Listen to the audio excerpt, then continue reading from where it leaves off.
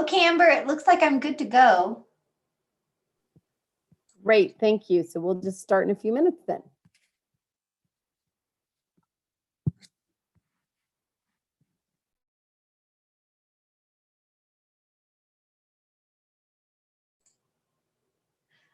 Does anybody have their video on yet? I don't see anybody. I just turned mine. Oh, there we go. Okay, thank you. I'm like, Okay. oh gosh, I did something wrong. No, you're good. We're all just in hiding for a few All minutes. right. Okay, thank you. Okay, I'm going to wait for a few more people to get here though. Thanks. No problem.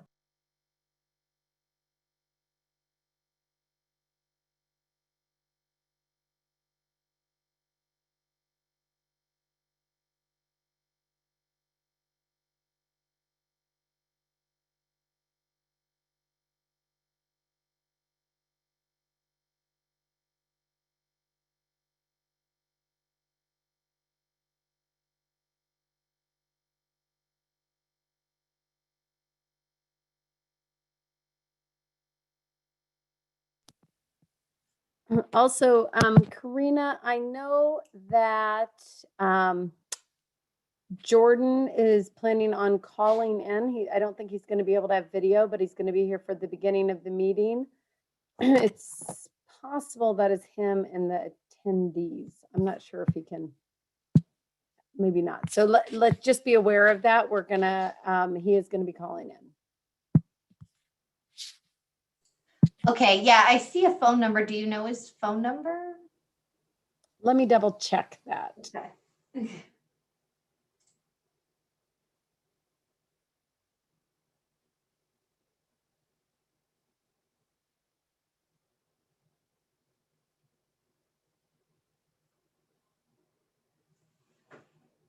Yeah, I see there's a Matt Larson and Katie Miller. Are they set to speak today, or do you know?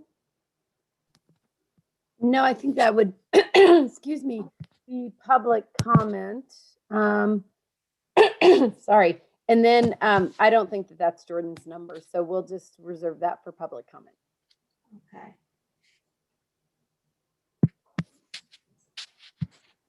Amber, this is Jordan. I'm here on the Zoom app, and I will join everyone with video shortly. Okay, awesome. Thank you. I'm just trying to see if we have enough people to approve minutes here.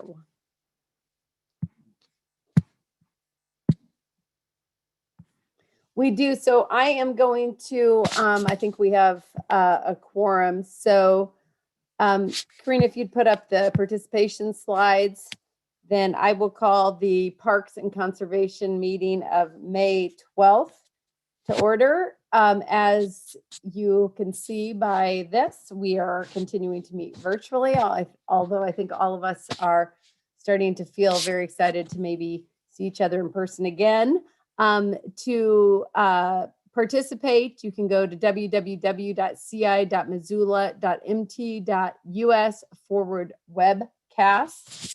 If you are in attendance, I will be calling for public comment. You can raise and lower your hand at that time. If you're calling in on the phone, you need to press *9 to raise and *9 to lower your hand. The other way to participate or to give comment to council is through our voicemail at 406-552-6012. That is the all council voicemail. So everyone will receive that. All council will receive that. The email is council@ci.missoula.mt.us. And again, that will go to all of council. So appreciate people's feedback and comments. So that can be for any city related item. Would you, Karina, would you go ahead and, thanks. Would you go ahead and do roll? Anderson. I don't see Stacy. Becerra. Present. Contos. I don't see John. Harp. Present. Hess. Present. Jones. Present. Merritt. Present. Ramos. I don't see Jesse. Cheryl, Present. Viseca. Don't see Sandra. Von Mossberg. Don't see Brian. West. Present. Okay. We do have a quorum. Great, thank you. And we have minutes from the May 5th meeting. If you have any changes to those minutes, please raise your hand. Seeing none, those will stand approved. And let's see, so we'll take public comment. Again, just a reminder, this is the Parks and Conservation meeting. We're going to take general public comment on items that are not on the agenda. We have 2 agenda items today. One is the sound ordinance, and the other is a presentation about Missoula's urban forest program. So if you have comments on those, please wait until I call for that. I will make sure that I do call for comments, but if you have general public comment, please, regarding parks and conservation issues, please raise your hand. Let's see. And I have Matt Larson. Matt, go ahead if you can. I've unmuted you.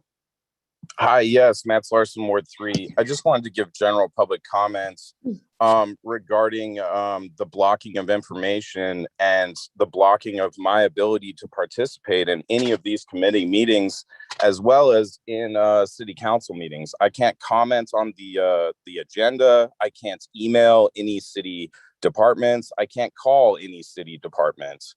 And this is as a result of me getting basically stonewalled by the city and the city attorney's office and Jim Nugent unilaterally. I basically requested a capital assets list that was denied me by the city, and then I was banned unilaterally, and no one's done anything in city council to come to my aid at all. And so I just also wanted to let you guys know that I'm filing suit in county court to invalidate some of these secret coroner's inquests that transpired on the 12th of April. And they have very much to do with information requests that started from city council agendas. And so I just wanted to reassure you guys that I haven't forgotten about my issues with the city of Missoula, and I'll be circling back around to deal with the city of Missoula in court as well. But you guys still have time to remedy this. You can still just deliver the requested information to me, such as a complete and undoctored capital asset list for the entire city, which is very much relevant to all of these discussions, as I don't think it's a good idea to give the city more money until we can actually account for what the city actually owns and does not own. And it's utterly mind-boggling to hear nothing but silence and nothing about this, but it checks out all the way around. It checks out all the way around, just given your guys' conduct and actions against the poor people in this city. But I guess we'll sit back and continue to watch you guys just go at it. I'll see you guys in court.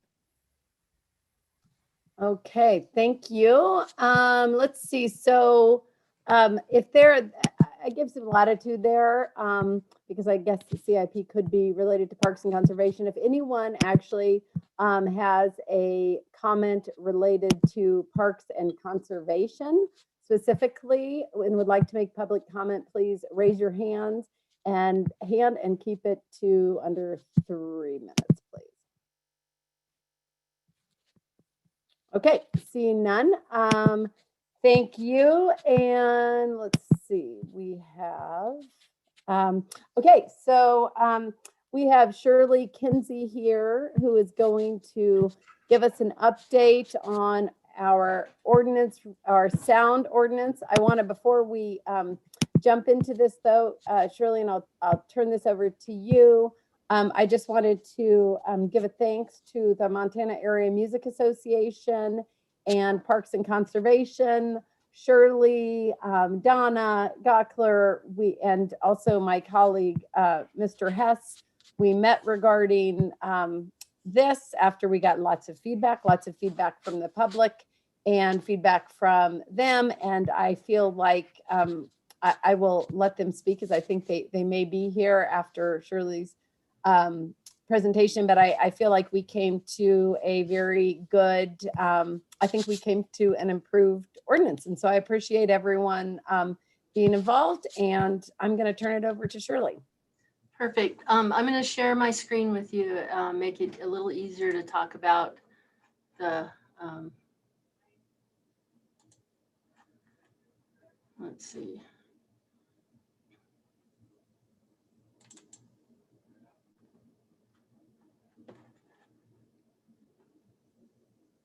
Okay, so do you guys see that, my screen? Okay, Yeah, we perfect. can see it, Shirley. Okay, If you can make it a little bigger though, because we can see your icons on the side. Can you blow that up a bit? Because yeah. How's that? Is that better? sorry, I was on mute. It is, yeah, it's not full screen, but I think it's big enough that we can see it Oh my pretty gosh, well. I just lost it. Okay. Yeah, I wonder if there's something I can do to make it a full screen. I think we can see it. It's okay. All right. So, so I just wanted to thank you all for all your assistance with working through this process. And I took all the comments and considerations from the public hearings and looked at all the parks again, especially the neighborhood parks and the community parks, and came up with some different tiers so that we can accommodate and give people more freedom to not permit, not pay a fee within and have some restrictions sideboarding that activity. So what we did is with the community parks, we made them type 1 and type 2. And the community parks that essentially operate just like they normally do under an amplification permit is a type 1, meaning that it's a pre-planned public event, it's advertised, social media, the whole 10 yards, and we require an amplification permit. The type 2, a permit's not required, but the sideboards on that is it needs to be impromptu. The public's not invited. There's no pre-planning involved. It doesn't disrupt an actual permitted event. And no permits required for groups less than 6 and less. And the time duration doesn't exceed an hour. So that's the community parks. Under the neighborhood parks, we looked at the neighborhood parks in terms of we went through all the parks again and looked at where the housing was, residents, buffer zones, and this top list is the list that either they're natural areas or they have absolutely no buffer between the park and residents. So they fall into the no amplification permit and or impromptu. Under the impromptu, we have the rest of the parks. They have somewhat of a buffer zone given some of these restrictions. So the restrictions include they need to be at least 100 feet away from the residential housing. Plainly audible sound needs to dissipate at a distance greater than 25 feet from its origin. And I thank you, Joe Glassy with the Montana Mammoth for the wording and help with our definitions. The sound origin must be located no closer than 25 feet from the edge of a curb or sidewalk. So this protects people that live fairly close to parks, so people just can't pull up, pop open a hood, and blast a car stereo out. The sound time restrictions, Memorial Day to Labor Day, 11 a.m. to 8 p.m. Monday through Thursday, and Friday, Saturday, Sunday, 11 to 9 p.m. And then the amplification, not permitted during school hours if a park is adjacent to the school. And again, the duration is an hour. And then the type 4 would be the neighborhood parks with restrictions from all of type 3, including with the exception if there's a planned neighborhood council event, or a lot of the times the neighborhood councils will do presentations, and they last longer than an hour. So we wanted to accommodate that. So that would be a 2 hour restriction on that. And then we did a grid to try to make it simpler for people to understand what's needed where. I went through that kind of quick. Any questions? Thank you. Let's see. Let me see what we have here. Excuse me. Yeah, so we'll thank you, Shirley. You can, I think, stop sharing your screen unless someone asks you to reshare your screen, which of course they might. So I will take council questions, and I'm going to start with Julie. Thanks. I really appreciate all of the obvious work that has gone into this, Shirley and the folks from the Missoula Association of Music. I forget what your whole acronym stands for. Thank you guys, and Jordan for all the time put into this.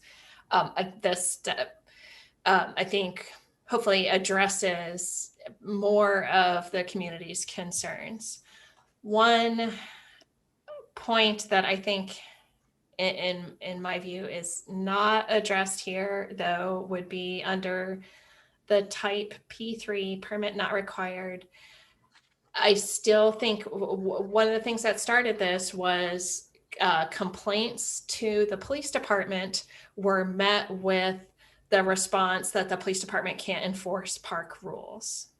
So this still doesn't speak to what happens when a resident adjacent to one of the neighborhood parks files a complaint about the noise.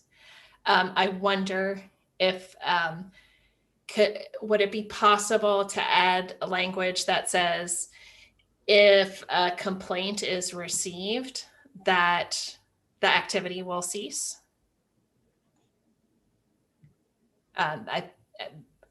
I just, that's kind of what started this whole thing, is to provide some protection for those people who live immediately adjacent to the neighborhood parks.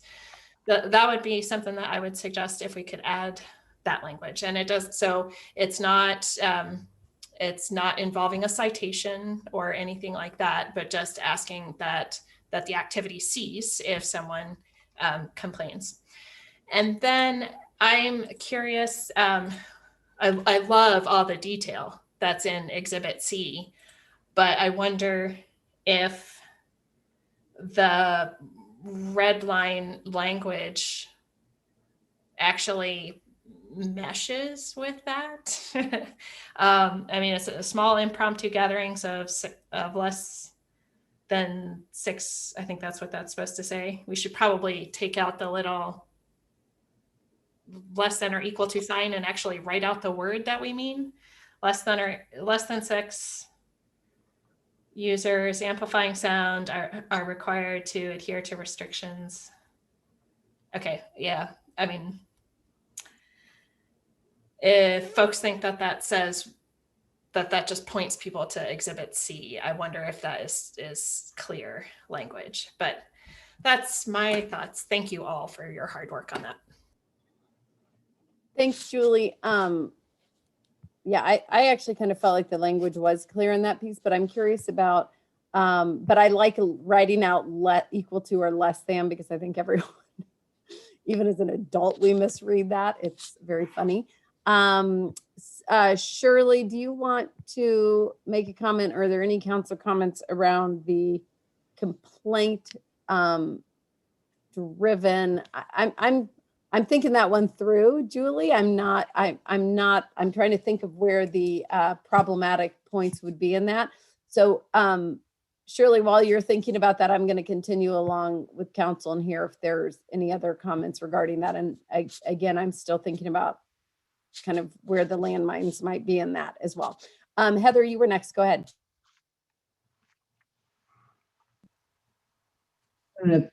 Shirley, thanks for going back to the drawing board on this and revising it. And I think being able to articulate the differentiation between the different kind of levels, I think is definitely helpful in all of this. I'm actually in favor of keeping the symbol of less than and equal to, mostly just from a visual perspective. It catches my eye versus yet more words. That's just a real small technicality.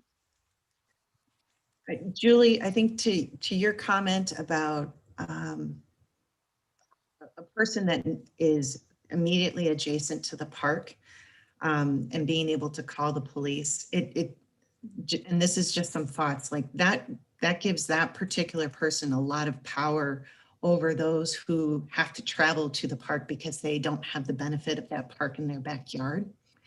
And if they get shooed out of the park, then where do they go and what's next? And it's just, please feel free to comment back. Thanks, Heather. And I don't have any super strong feelings about this symbol or not. So if no one else has an issue with it, that's fine with me as well. And I'm just wondering, like the wording of the 25 has to dissipate at 25 feet, and the care that the language has taken around which parks the residents are this close to. I mean, it seems like they would have to be outside of what the ordinance is allowing in order to have a complaint brought, right? I mean, if they're following the park rules and more I'm thinking about it. So that's just my personal comment as I'm thinking it through. So I'm gonna move on. Gwen? Thanks. I actually was going to make a formal amendment regarding the greater or equal to, no, I'm joking, actually. Good morning.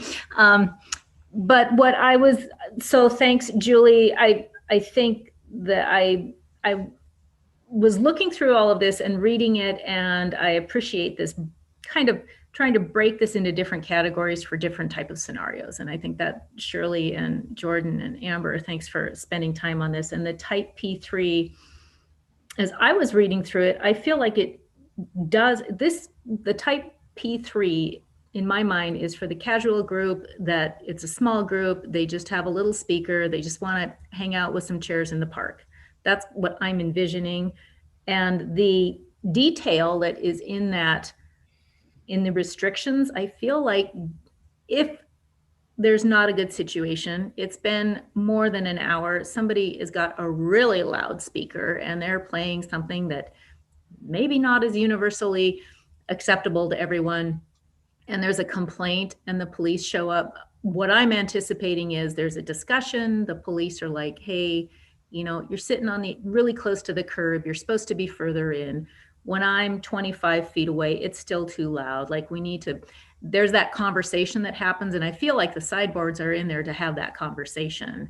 And if there truly is a beyond that, so much noise, there is always our sound ordinance as kind of an umbrella on top of this. So as I read through this, I think there's enough tools for the police to have a conversation with people that 100 feet from the residential housing, 25 feet from the curb, 25 feet, the noise dissipating to have the conversation to create that. How do we respect our environment and our neighborhood? So those are my thoughts. Does that, Julie, do you think that's not enough? I'm just trying to kind of zero in on your thoughts.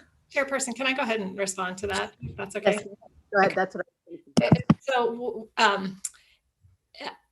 could we just work that in to the language of if the sound is not dissipating at 25 feet away from the origin, then the participants would be asked to cease the activity or turn it down? Because that's really what I'm thinking is if they're not adhering to that, if they're playing the music loud enough that it is bothering the residents, because those people have, some people work night shift and some people have sleeping babies, and they have, the people who live there should be protected from their lives being disrupted from people who are not adhering to the ordinance.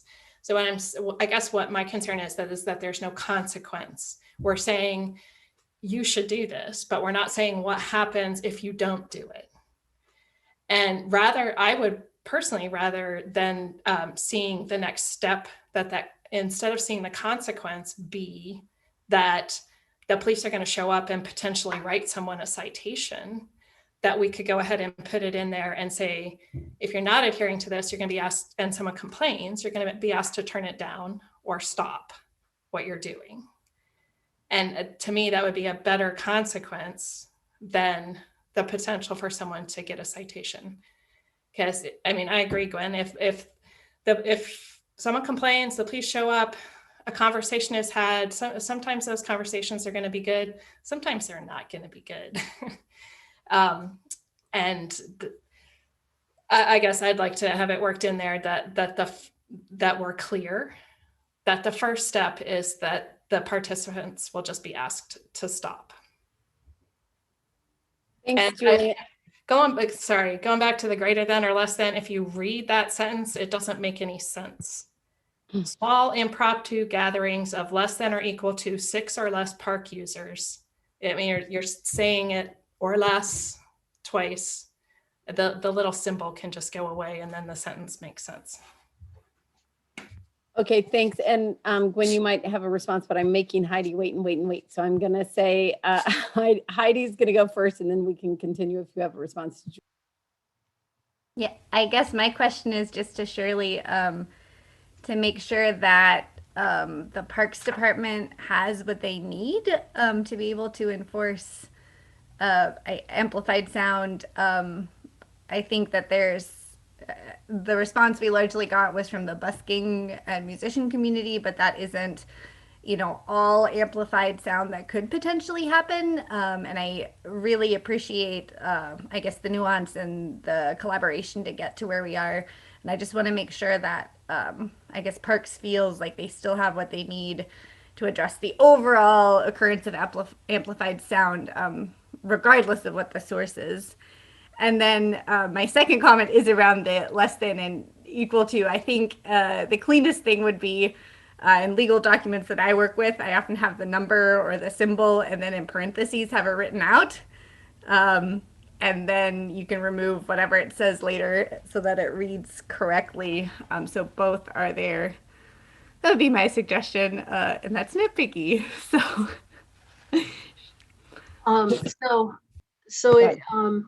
In terms of your first comment, I think this gives a good tool.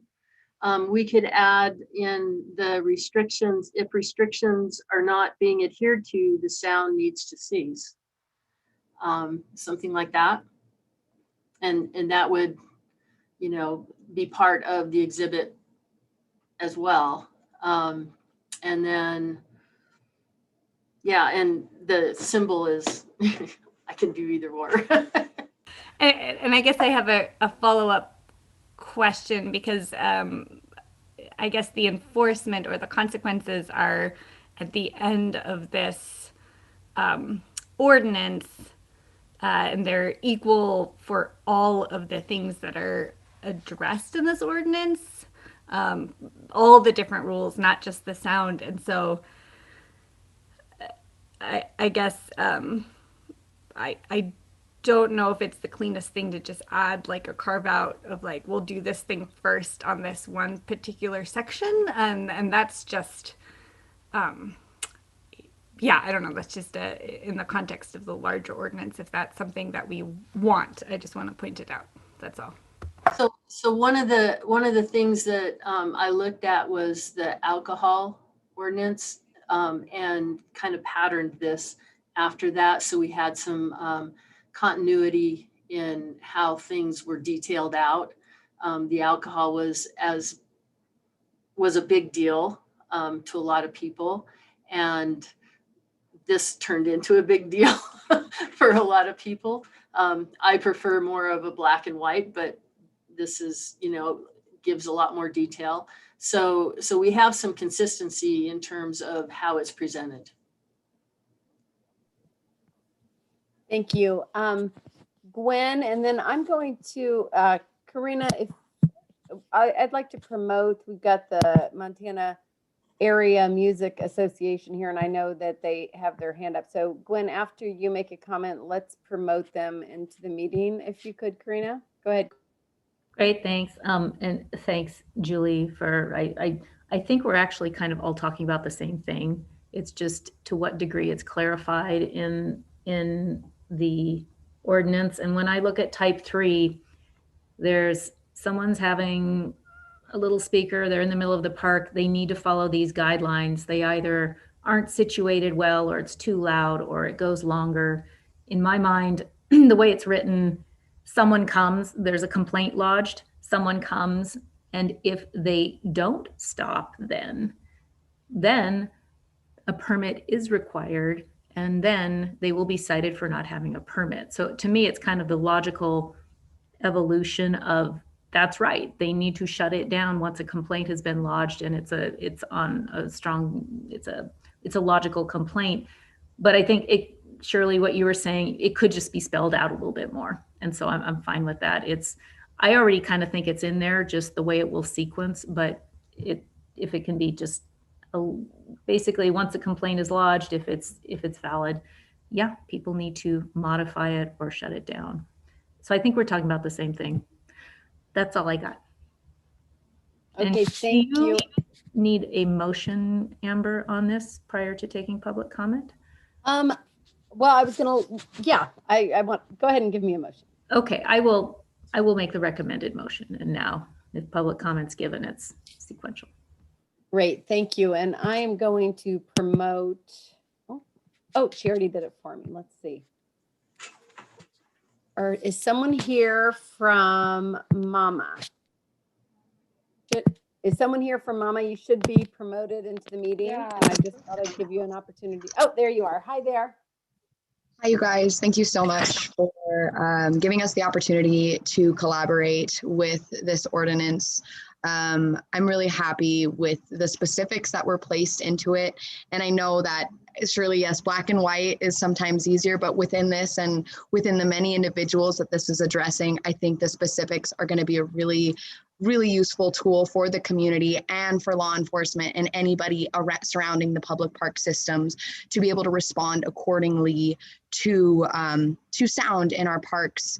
I'm really grateful for all of the work and the time that you've put into it. And I know that it was extra and you guys wanted to be done with this months ago, but I truly appreciate all that City Council and Parks and Rec is doing. And I think the languages, the little things that you guys have commented on, those are the only tweaks that I had.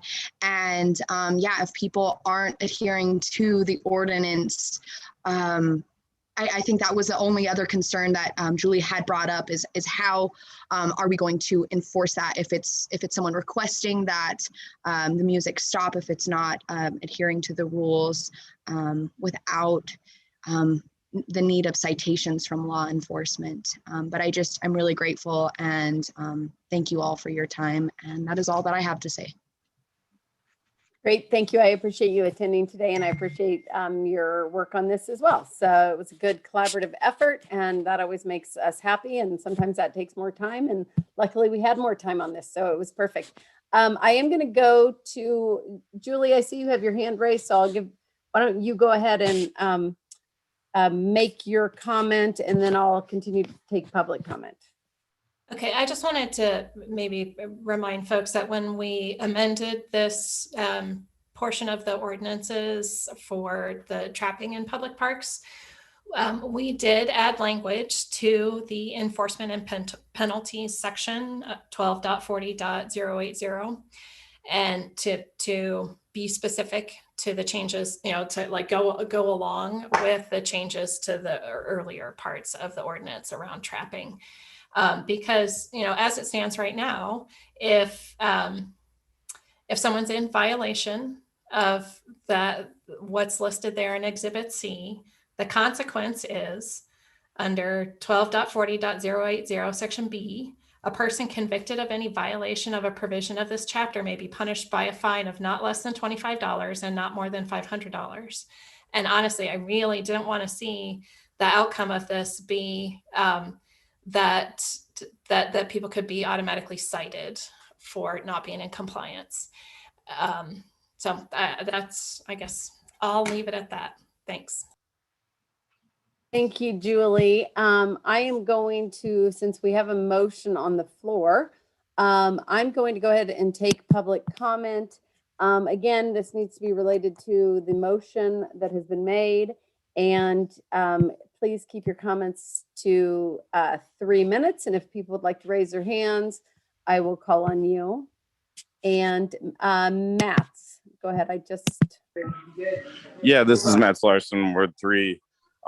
Just again, following this this ordinance to the committees is absolutely infuriating. This is like a ivory tower ordinance. I would call it a cash grab by the Parks Department, but the ironic thing is that this is actually going to cost the taxpayers way more than it's going to bring in, and it's going to cause more problems than it solves. Like, if there really were problems here, the sound ordinance already exists to address them. The fact that we've had to volley around all this stuff, and I applaud Julie Merritt for actually sticking to the facts here and showing that this can result in a $500 fine. It's utterly ridiculous. It's going to result in failure to appears. It's going to result in this ordinance possibly being leveraged against protests and civil protests. And that's, to me, is the only reason there's a designation for a group size of 6 people or more. It's just ridiculous. It's just part and parcel of just really disappointing actions during a pandemic by our local city and county government. Thank you. Bye. Okay, any more public comment? I don't see any more hands raised. Please note that Sandra Vasica is here as well, Karina. And why don't we go ahead, and unless there are any amendments that people would like to offer. Heidi, go ahead. Sorry, I just had a process question because I know Shirley took notes on Julie's recommendations, and I was wondering if, I guess this will come to us Monday night. I was wondering if we pass this right now, if maybe Shirley could bring some language that incorporates Julie's ideas by Monday. Does that make sense? Like the enforcement language? That's kind of what I think I was getting at, if there are no amendments being brought forward, but I'm not totally sure on the process. Gwen, can you, or someone, can you give us some advice on it? So I don't know if Julie wants to bring an amendment either. So how do I think there's 2 ways of doing it. The motion is on the floor. So we will vote on this and get it back to full council. But then a motion brought at council could incorporate new language. When Parks chair makes that motion, they just need to note the new language noted. So I'm assuming this is a friendly amendment that you would take, so it can be worked out prior to the council meeting. There just needs to be some work between Julie and Shirley and Amber. Okay. Yeah, thank you for that clarification. Julie, go ahead. Well, I'm just not seeing support for it, so I'm not really interested in offer an amendment if it's not going to be supported. I mean, like if folks think that that's a good idea to incorporate that, I'll work with Shirley on language. Okay, I guess let's, I'm personally don't feel opposed to that. So doing that, Julie, maybe we should just discuss that in a group or something. I am going to go ahead. I did close public comment, but I see that there is a hand up by a number ending in 136. So I'm going to go ahead and take comment on that. 136, you should be unmuted.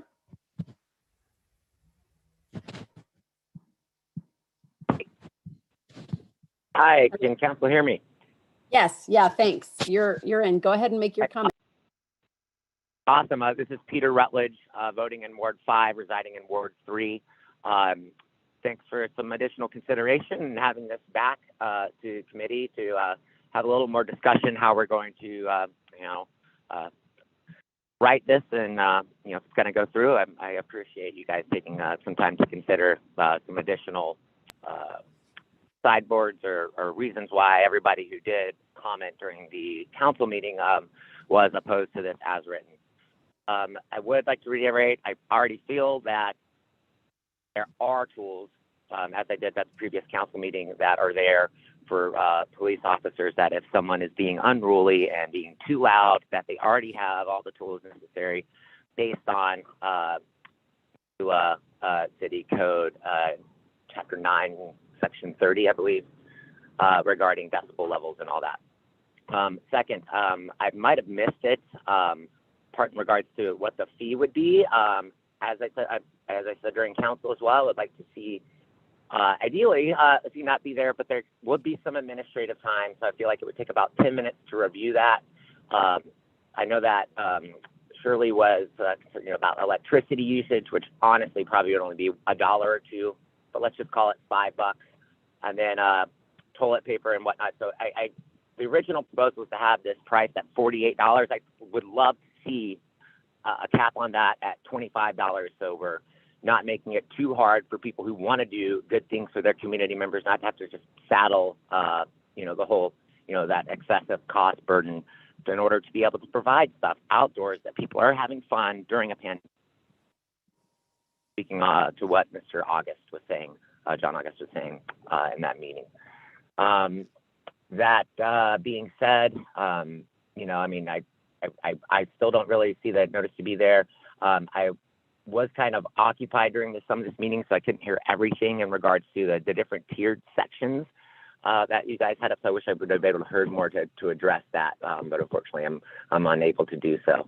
I just once again, thanks for your guys' reconsideration, and just please take note of that, at least the fee structure, and then as I said, and Mr. Larson said, that I feel like the tool's already there, that we don't need to have that. If they have that, for someone their complaint, and usually people could just talk to their neighbors and that thing. And if there was to be such a thing, maybe incorporate that, first, that there would be a warning first before. And I would also, that if someone is organizing maybe a spontaneous event to an event that happened or to something that's going on regarding political or social justice issues, that they totally would be excluded from that, because otherwise you could be running into constitutional troubles with the United States Constitution in regards to freedom of speech and right to assemble peacefully.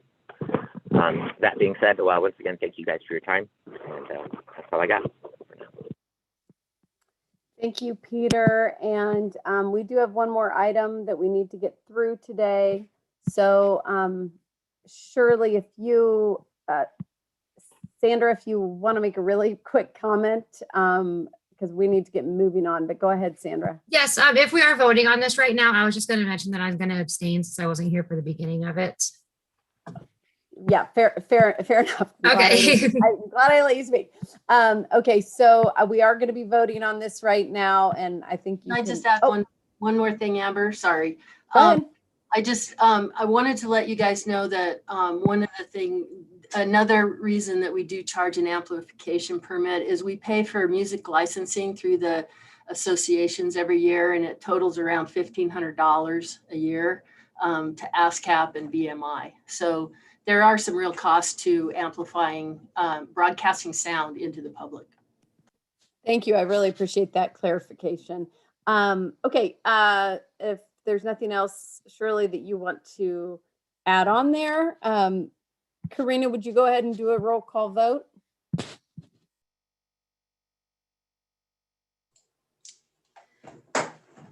Okay. Becerra?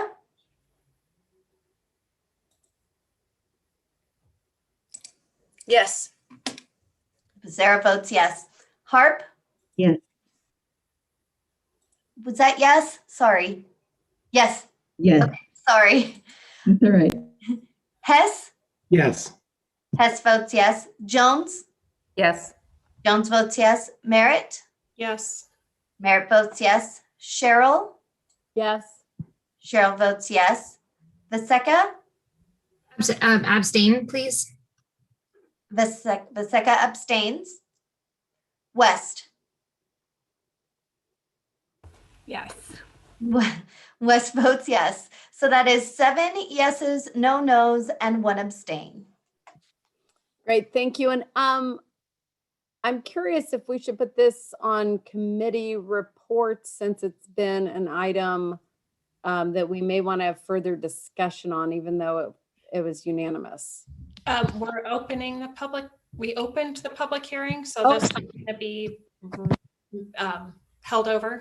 So Right, it right, okay, should already sorry. be on the agenda. Okay, great, thank you. This process is confusing sometimes. I appreciate that.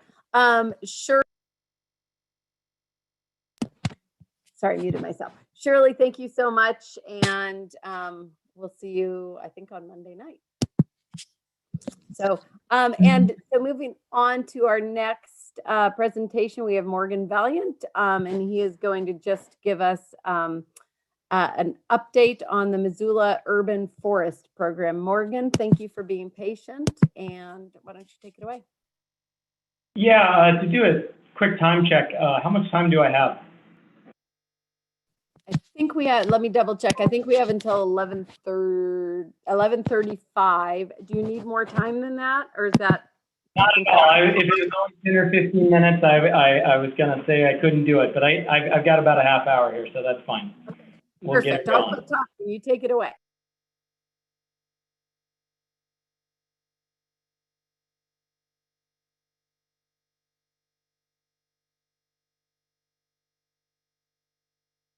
Oh. All right. Can everyone see it? Wonderful. So yeah, I'm really happy to be here. You know, I normally try to do this a little bit earlier in the season, but providing a bit of an update of how 2020 went for our urban forestry program and what we're looking at doing in 2022. So I'm going to go through this first stuff kind of quickly because I think you saw some of it in our my conservation lands update. But recently, City Parks Department went through a reorganization, and we created a new division within the city, and that's our Ecosystem Services Division. And so a lot of the work we do, both within conservation lands and urban forestry, is really trying to supply and promote these ecosystem services within our community. I think this picture on the left really shows just really basic ecosystem service that a tree may provide, and as far as shading. But these are all the things that we get from our environment, both natural and built, that really lead toward our human well-being.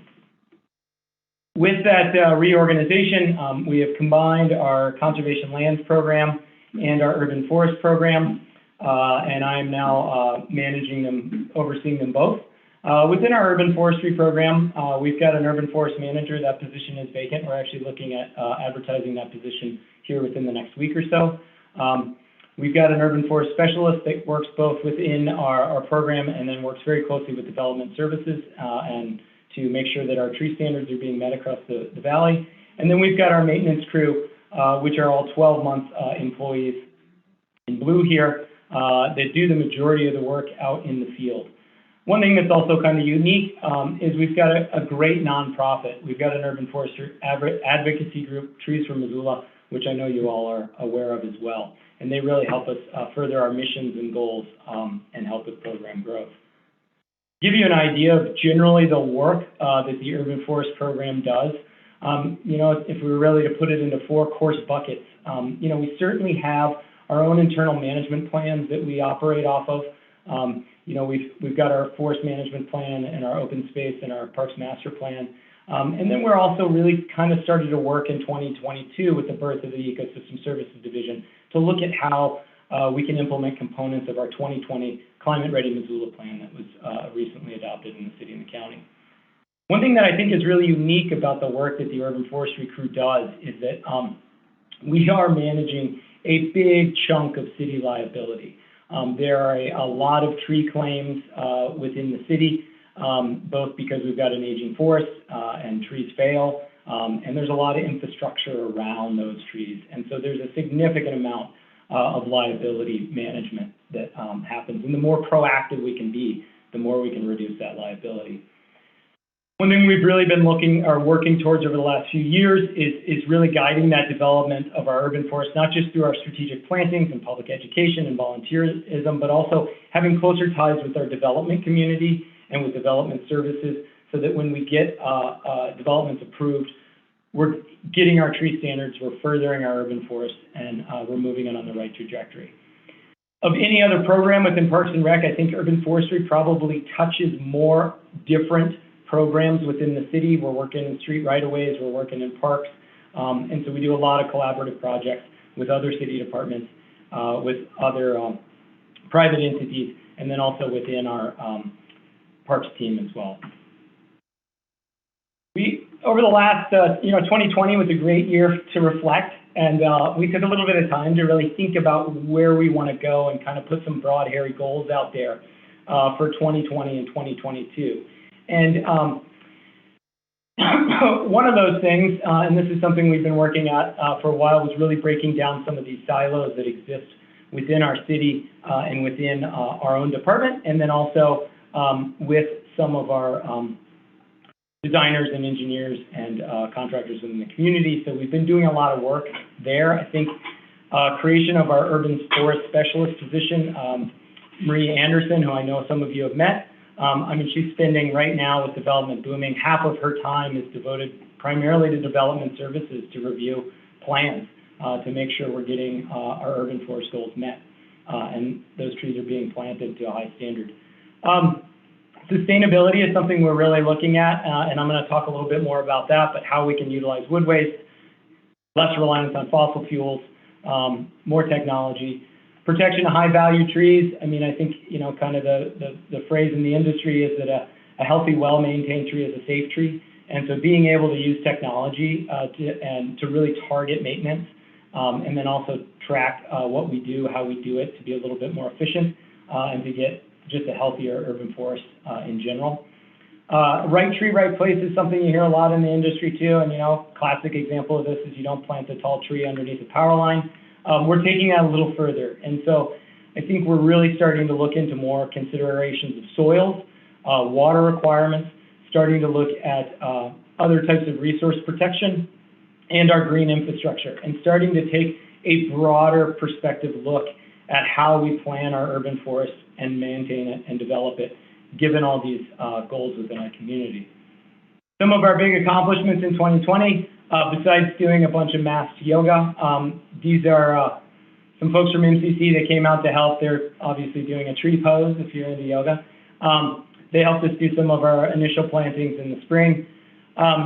This year we did start to make some headway on our sustainability goals. I think one thing we really started to do was to analyze our carbon footprint and trying to get away from some of this just classic internal combustion engines that are just prominent in all urban forest work. And it's just, I'll talk a little bit more about that. The big thing was changing out a lot of our saws. And then we really started to marry, and this is something I'd really like to see, is some of that cross-pollination now that urban forestry and conservation lands are kind of housed under the same umbrella, to start looking at some of these habitat goals and incorporating them into our urban forest and then also having urban forestry work more on some of the risk and liability that we have within conservation lands. So certainly some efficiencies there. I'm not going to talk much about this in the presentation, but I think one thing that was huge was, and this isn't like a super sexy thing to have in here as far as an accomplishment, but it has been just incredibly helped a lot with efficiency and with customer service. We have an internal customer service request system. When you guys call Parks and Rec and need something, it generates a customer service request that gets assigned to a manager. Urban forestry gets more than conservation lands and developed parks combined. We're getting multiple a day. Not everybody lives next to a park, unfortunately, but everybody hopefully has a tree in their boulevard. And so we get a lot of customer service requests. And stuff was falling through the cracks. We were getting delays, and so we developed a new system to prioritize that work. We also, and this is happening, the pandemic helped this, we eliminated all of our paper waste. Used to be just a bunch of paper CSR tracking. We've got priority levels now being assigned, internal due dates, and what we found since we've implemented the system in 2020, customer service requests aren't disappearing anymore. We're not getting a call 2 years down the road, hey, what happened, why weren't you here? We've got a much better system for doing this, and it's been working really well, and it's going to help a ton just with our direct customer service with our citizens in Missoula. Another big push, which was the pandemic helped because it was work that you could do alone, was updating our tree inventory. We got brand new software. We got some really cool stuff I'm going to show you. Overall, we inventoried 30,000 trees, and about 65% of our urban forest is now inventoried.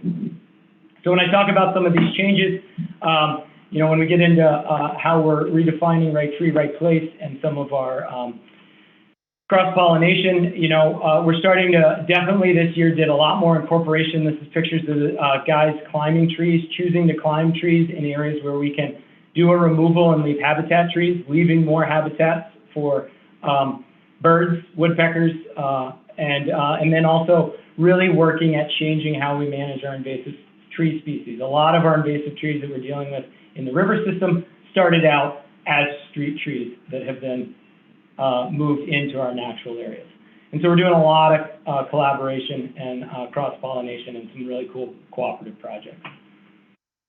When we look at our tree software, and this is stuff that I hope to have available to the public once we finish the inventory, I'm really hoping, I am anticipating we will be done with inventorying all of our trees this next year. All these green dots are all trees. Basically, we go, just get all the information we can, and this provides us a record of that tree, and then we can track maintenance. But we've also, with this new Tree Keeper software, we got the ability to really calculate some of these direct ecosystem benefits. And so this is really how we're starting to look at our urban forests. We're not just talking about pretty trees in front of a house. Right now, of the 30,000 trees we have inventoried, and I would say we're probably going to be approaching between 40 and 50,000 by the time we get done, we're realizing about $3 million per year in total benefits.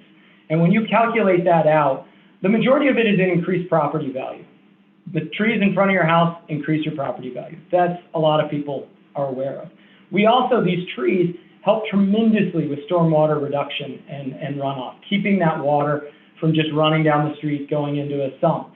And so, there's $300,000 worth of stormwater reduction. About the same amount of energy savings. The shade that tree provides reduces energy costs on those houses adjacent to the tree. Air quality, carbon reduction, these are all things that we are tracking now. We have the ability to track, and we're going to start including in our reports and our grants and our presentations when we talk about the urban forest. We also have seen, and this is nothing new, our urban forest, unfortunately, is really just a handful of trees. Norway maples is by far the most. Those aren't in decline. And so trying to get more diversity so we don't have colossal collapse as all trees age out or are more prone to disease or pests. Heather, I saw a question. Yeah, do you want to take questions as we move along, Morgan? I don't know. I'd almost rather keep going if it's okay. I can probably pound through this stuff real quick. That's what I was hoping to do, Heather, unless for some reason your question can't wait. Well, she took it away. Okay. Okay. We'll take questions then. Keep going. Some by the numbers stuff, we like to track the work we do. These numbers are a little bit rough. 2020 was a tough year. We just finally got our tracking system up, but we planted about 100 trees. I think it was almost exactly 100 trees in-house. We had about 78 planted by volunteers. This is largely our gravel bed nursery that we've expanded. And so it was a good year for planting. With tree planting, that's another great volunteer activity that we could have where you're going to be socially distanced. Unfortunately, removed right around 200 trees, actually a little bit over. So we're still removing more trees than we are planting. And so we are going in the wrong direction, but we hope to fix that. We did prune over 1,000 trees. Majority of these were small trees in areas that we just acquired through annexation. And so trees that could be pruned pretty quickly. Those customer service requests since October 15, 2020, and this backdates several months. We did over 500 inspections and completed about 100 CSRs. Not every inspection results in a customer service request. When we look at volunteers, had about 530 total volunteer hours, planting those trees, the 78 trees, delivering door hangers to remind people to water their newly planted trees, and then a lot of pruning. And this is one Uber volunteer that did the majority of this in January, February, and March, who pruned over 250 trees in the Mullen Road area. A lot of volunteer work also focused on preventing deer browse and then raising crowns in the Pleasant View area. We had some interesting storm events. We've started tracking storm events. I think one of the things we find is as our forest continues to age, we're going to have more trees falling. We're going to have more trees falling on infrastructure. We're going to assume more damage. And this is something we still need to build up the system to help alleviate that. Our frequency in 2020, we had 12 actual events that resulted in trees down that we had to deal with. Set a new record in 2020, most events ever, fourfold. Had a fair amount of tree loss. A little case study in January 2021, if you remember, there was a little microburst that kind of came through the center of town, went right through the University District. It was really interesting to go and look at the damage. Of all the trees that came down, this was an area we just done a ton of work pruning. Of the 13 down trees, only 2 of them were publicly owned. So they were all private trees. And so it really showed that our efforts to maintain those trees helped us be more resilient when we had high wind events.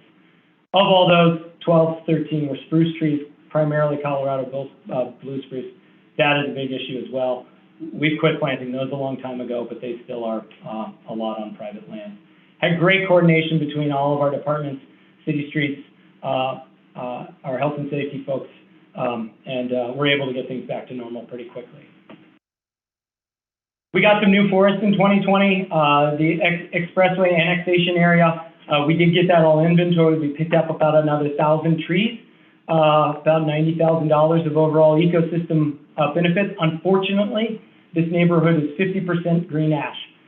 I guess it's not an if, when the emerald ash borer arrives, this is an area that we were really worried about. And so again, moving away from planting one tree species only in our urban forest is our goal. Unfortunately, this was a development that was, developed in the county to county standards and then came down. And I know there's a lot of collaboration now to get some better standards across the board. I think the other thing is there was no formative pruning. So there's about 850 trees that were pruned. There's a significant amount of removals we're going to have to do. A tree like this that didn't have good formative pruning, where you have these 2 weak spots, this tree will fail as it grows. And so there's a lot of removals that we are going to have to do in this area too. Wrapping up the numbers, we didn't have a great year for grants. We brought in about $5,000, but still a good year. It's always good to bring in extra money.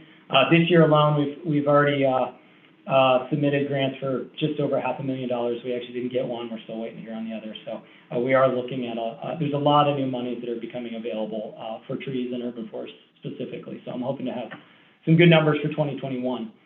When we look at our priorities for 2021, and I'm almost done here, we are refocusing some efforts on plant propagation, and I'm going to talk a little bit about that. We certainly have an open space bond reforestation project that we were able to make some good headway on in 2020. We're going to do more in 2022. It's really ramping up, trying to turn it around so that we're planting much more trees than we're removing. So we're actually gaining our urban forest. And then we're starting, and I'm feeling really good about this, but moving forward to a total zero waste urban wood utilization program within the city, so that we're no longer disposing of our trees, we're actually using them. When we look at plant propagation, we've had a gravel bed nursery going for a while. This provides us our trees that volunteers can plant. Real hard for a volunteer to deal with a 300-pound ball and burlap tree. And these gravel bed nurseries, we just moved, we upgraded them, they're doing really well. Through a collaboration with our partners over at Wastewater and Garden City Compost, we actually just clear cut about 1.5 acres of poplars out at the poplar farm. And in fall of 2021, we're planning to start our own nursery. We have found that a lot of the native tree species that we would like to start using in our boulevards, where we've got drought conditions or poor soils, things like a ponderosa pine, they don't really require high levels of maintenance over their life. And they are very resilient. They're not right for every situation. The problem is we can't really get good trees that work. We can't get enough. And there are also ecotypes that are coming from Washington that just have not survived. So we're going to start growing our own trees. And that's some of the grants that we've been writing is to fund that project. Luckily, you can plant the trees. They're real cheap when you plant them. It's 4 or 5 years from now when you need to harvest it, you really need to have your program ready to go. Open space bond reforestation, year 2. We've got some limited removals. We're really focusing again on reforesting our open spaces. Sacagawea Park, Franklin, Westside Parks are receiving ball and burlap trees. Skyview is getting bare roots. We're certainly going to continue to utilize volunteers for all of that as well. Urban wood utilization. In 2021, we are moving towards our zero waste model and really having expansion of the Garden City Compost facility has helped a ton. They can take larger material.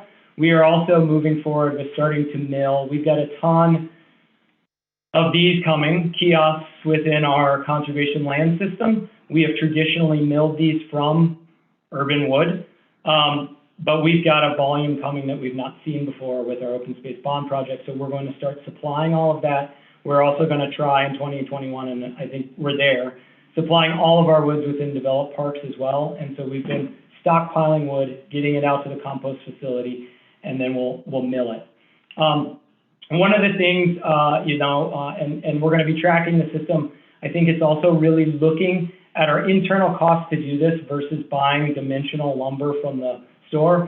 If you guys try to buy lumber, it's 30% more, 40% more than what it was a couple of years ago. And that log is getting milled in another state, getting put on a truck or train and sent here. And so really looking at the full cost of what that dimensional lumber is versus what we can do in-house. The big bottleneck we have here, and you'll see a budget request coming for this, is a grapple truck to start harvesting larger log sections. Right now, it's really hard to move some of our material. But we started to work in log delivery to all of our contracts that we're using with contractors. So that is all I've got. We couldn't do this without a ton of volunteers. I can't mention them all just because I want to make sure we have time for questions, but I'd happily take any questions. Awesome. Thanks, Morgan. Thanks for getting through that quickly. I just want to make a quick comment and then I'll go to questions because I see people queuing up. But I thought your slide about the annual eco benefits, I think you said, that's kind of fascinating and something that is, I think, important to remember as we invest in our urban forests. And love the urban wood utilization. I think that's great. I have never thought so much about city trees as I have in this position. It's really considerably more interesting and considerably more important than I think most people realize. Gwen, go ahead. Thanks. Thanks for the presentation, Morgan. I wanted to ask you a question. I'm very concerned about the fact that we're in a drought, and it looks like this is going to be one heck of a dry summer. And historically, what I've seen in my ward is some boulevard trees don't get watered either because people don't care, people don't want to pay for the water, or people don't know that they even need to water their trees. And we've had a lot of new transplants to Missoula with the pandemic, and especially people coming from the south and the east have never watered trees before. It's not part of their culture. They just didn't have to, but this is a very, very dry environment. So could you just give some broad advice on what people like, what's best practices if you've got boulevard trees out there? Should people be open hosing them, soaker hoses? How often? Just let's start messaging that, because I fear we're going to lose some trees this summer because of that issue. I can say I guarantee we will. You know, and I think that is tough. You know, I think stretching the hose out and doing some deep soaks during our driest month is always a good thing. You know, I think a lot of that university district, the fact that it is predominantly Norway maples, which big leaves, great shade, need a lot of water. I mean, and so I think, you know, that's part of the right tree for the right place, and trying to get some diversity in our planting so that we can have more drought tolerant trees as well. You know, I think the other thing is, you know, a lot of our boulevards just don't have good soils. You know, they really weren't built to grow trees. They were built as fill from the construction of the road and the sidewalks. And so I think they are challenging locations. Solutions, we need a heck of a lot more education. And I mean, I think on the urban forestry program, I think we do have a lot of stuff moving forward through Trees for Missoula and the DNRC. We have been getting a lot more information out there. We need to do more. I am a little concerned in the fact we do have had a water truck on order for you know, months, and stuff's backed up. We're going to be scrambling a little bit to keep our trees alive that we're putting in this year. There will be another budget ask coming to have someone to actually be able to drive that water truck to help keep our new trees alive. That is really goes hand in hand with our reforestation project. But, you know, it's a multi-pronged approach. I mean, we need more education. We need to really think strategically about how we replant these zones where we know we have to do massive reforestation.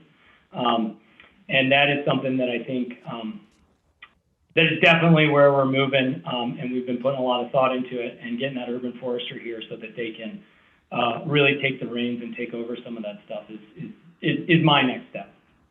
Great. And water. People should water their trees.